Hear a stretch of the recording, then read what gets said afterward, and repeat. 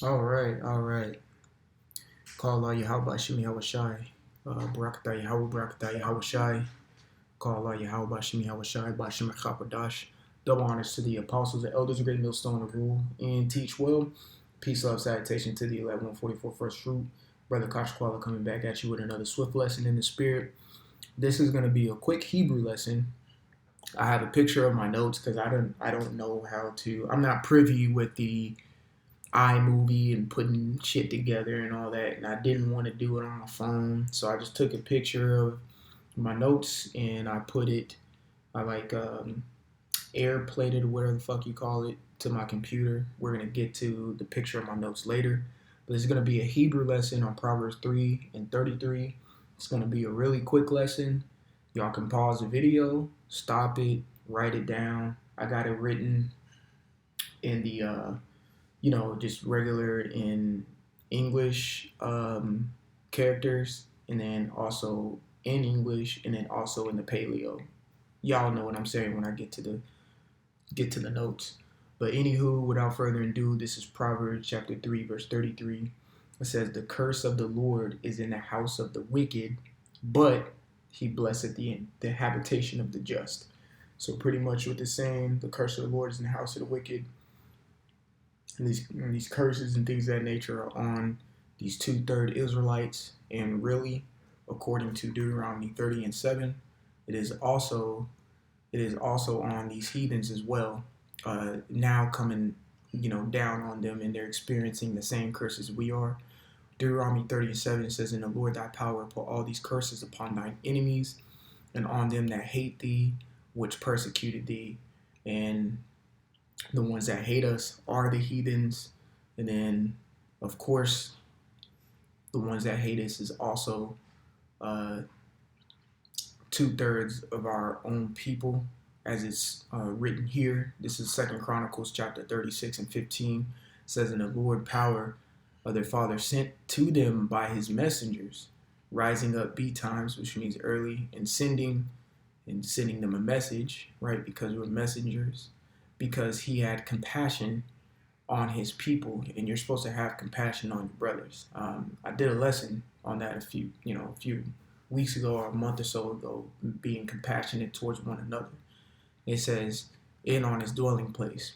Verse 16 is the point. "But they mocked the messengers of the Most High, and despised his words, and misused his prophets, until the wrath of the Lord arose against his people, till there was no remedy."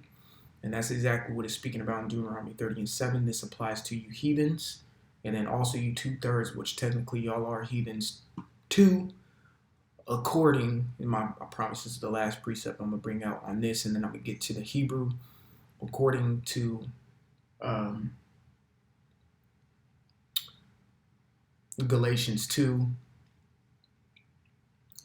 and I'm going to try to get right to the point.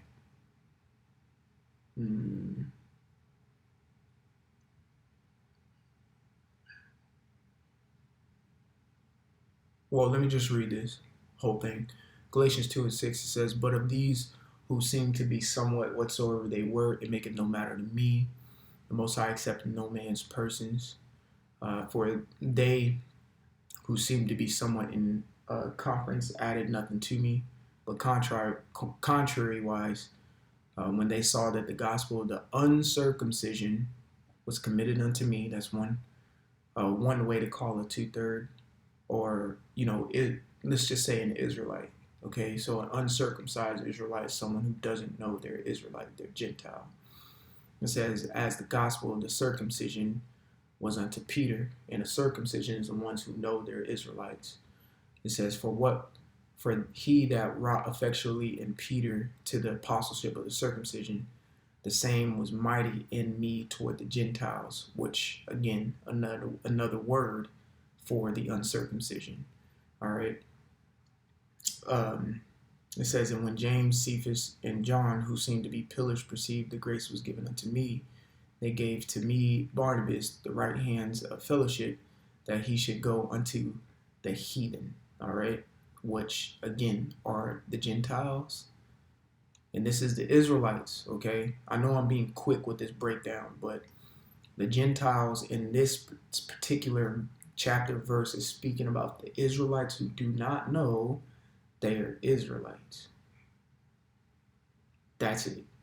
And then the uncircumcision is synonymous to the Gentiles, and the Gentiles in this uncircumcision is synonymous to the heathen because they are acting as such. I hope that's understandable. Heathen, Gentile, and uncircumcision are speaking about the same people, which are the Israelites who are scattered abroad and don't know that they are Israel until they are preached the word and they accept. Then they become circumcised, okay? And they unto the circumcision. You see, so let's reread that. It says they that we should go, okay, italicized, unto the heathen, and they unto the circumcision. There's a comma there, so that means a pause. And they unto the circumcision further explains why they should go into the heathen. Because if Peter is going to the circumcision to teach the Israelites, then we're going to go into the heathen to find those Israelites who are being heathens. So that proves a point that our enemies are the heathens and also the 2/3 of Israel. So now let's go back to Proverbs 33 and 3. Proverbs 3 and 33, and then break it down in the Hebrew. The curse of the Lord is in the house of the wicked, but he blesseth the habitation of the just, which we are striving for. So here's the picture of the Hebrew. Don't mind my handwriting, it's pretty sloppy, but if you want to pause the video and then write this down, you can. So pretty much, let me just see if I can half the screen real quick. All right, let's go back down to Proverbs 33, and I'm going to zoom in here on Proverbs 33. Yeah, right there. Let's bring it over some. Yeah, that's good enough. All right, so it says the curse. So the first part of it, the curse, Ma'arath, and of course you have it here in the Paleo, and then you have it here in the English, Ma'arath. It says of the Lord. Of course, you put Yahweh's name. So the curse of the Lord, Yahweh. Or if you want, you could put Yahweh Ba'Shem Yahweh Shai in that part right there. It says, so we got Ma'arath, Yahweh is in the house. So Bayath. So Ba meaning in, Bayath. Of course, house is Bayath is one of the first words you learn when you learn your Lashon Kodash, Awagadaha. You have your words for each. Salaki, you have your words for each. What is it? You have your words for each letter of the alphabet. That's what I'm trying to say. I can't sit here and spit it out. So just as an example, you have Alap, Ba, Bayath, Ga, Gamal, which Alap is cattle, Bayath is house, Gamal is camel, Da, Abba, God, Da, Dalath for door, Ha, Wa, Wawa for hook, Za, Zion for weapon, so on and so forth. All right, so Bayat is one of the first words we learn when we come into this thing when you're trying to learn the Hebrew. So we got that Ma'arath, Yahweh Babayath. It says the curse of the Lord is in the house of the wicked, Rashai. All right, and then we have but he blesseth. All right, the habitation of the just. So pretty much what I did here is that the curse of the Lord is with the wicked, and I put in habitation just. So pretty much the habitation of the just he blessed is how you would say it in Hebrew. Not exactly like blessed. It's kind of quote unquote backwards of how it's said, in the actual verse, but that's how you would put it in there. Because it's like the same thing how you say Yahweh Ba'Shem Yahweh Shai Ba'Shem Achakodash. How it's said in English, if you were to say it just like that, would be Recha And then Kodash, spirit, holy. You always put the adjective describing the subject after the subject. So pretty much in Hebrew, Kodash is describing the spirit. Hold on, yeah, that's right. Because Kodash is holy, so it's describing the spirit.